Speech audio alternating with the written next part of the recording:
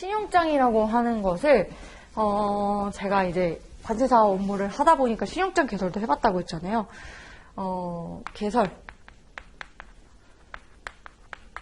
보통 이제 은행을 찾아가요. 아까 말했던 개설 시에 필요한 여러 가지 서류 등을 갖추어서 은행에 찾아갔다.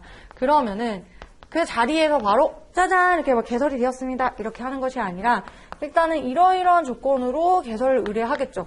개설 의뢰. 그러면 알겠다. 이 은행에서는 그것들을 접수를 해요. 그리고 나서 개설이 되면 통지를 한다라고 표현을 하는데 이것들에 대한 것들을 보통 우리가 어떤 것을 통한다라고 했죠? 통지은행을 통해서 누구에게 수익자에게 통지를 하게 된다라는 거죠. 그래서 그 자리에서 바로 되는 것이 아니라 보니까 거의 한 반나절 그냥 보통 평균 하루 1일 정도 소요되는 것 같아요. 그래서 뭐 오전에 가면은 오후 늦게 개설이 될 때가 있고 저 오후에 가면 다음날 오전에 개설이 되는 경우들이 있겠죠. 그래서 개설에 대해서 통지를 하는 방식과 관련된 내용을 보면요. 우리가 신용장의 종류에서도 배웠어요. 이것들을 통지할 때 첫 번째는 우송신용장이라고 표현을 하고 또 하나는 이제 전송신용장이라고 표현을 한다. 그래서 결국 얘는 우편신용장을 의미를 하는 거겠죠. 그래서 실제로 과거에는 우리가 은행 간에 어떤 전산망이 연결되어 있지 않았을 때는 실제로 이제 그 원본 LC를 이렇게 우편으로 보냈었겠죠. 그런데 오늘날에는 거의 대부분이 이 전송신용장의 방식을 취하고 있다. 그래서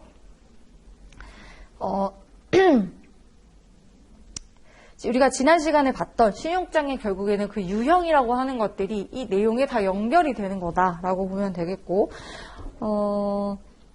실제로 개설에 대한 통지를 할 때에는 여러 가지 방법이 있어요. 이 은행이 수익자한테 직접 통지를 할 수도 있는 것이고, 통지은행을 통해서 통지해 줄 수도 있고, 아니면 얘한테 줄 수도 있는데, 제가 해본 신용장은 이렇게 하더라고요. 그래서, 은행이 개설이 되면은 얘한테도 이렇게 통지를 하지만 저한테도 개설 의뢰인 팩스로도 그 신용장의 어떤 전문을 보내줍니다. 네.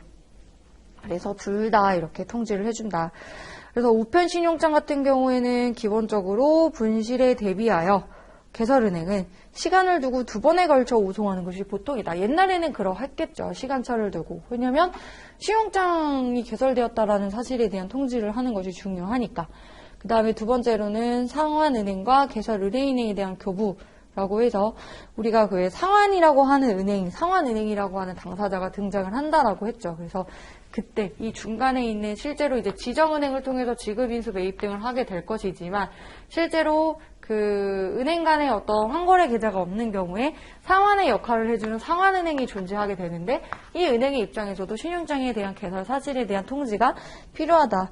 그리고 우편신용장 같은 경우에는 수익자가 수령을 함으로써 사실상 효력을 주장할 수 있는 것이다.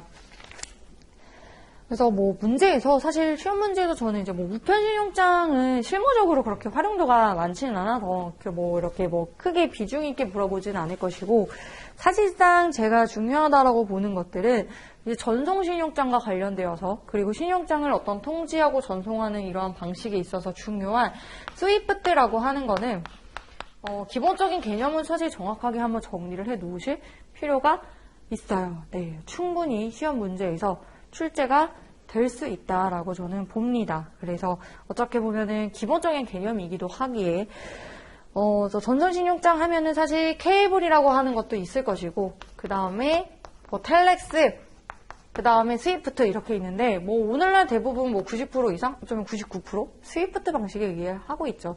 이것들이 사실 등장하기 시작한 것이 언제였냐면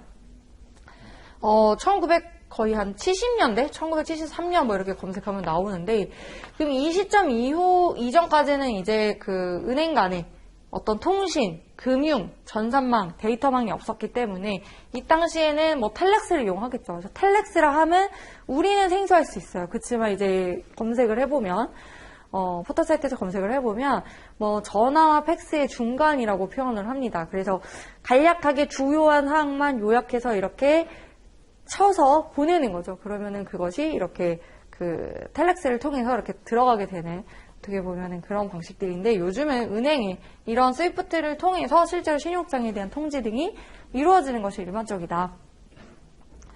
이렇게 정리를 해볼 수 있겠죠. 그래서 만약에 스위프트 방식 자체에 대해서 묻는다면은 세계은행 간 금융 데이터 통신 협회 자체를 사실상 그 협회 이름이에요. 근데 우리가 이것들을 그 협회 이름을 따서 스위프트 코드다 이렇게 표현을 하고 스위프트 방식이다라고 하는 것이 결국에는 국제 간의 대금 결제 등에 관한 데이터 통신 연결망이다라고 표현을 하는 거죠.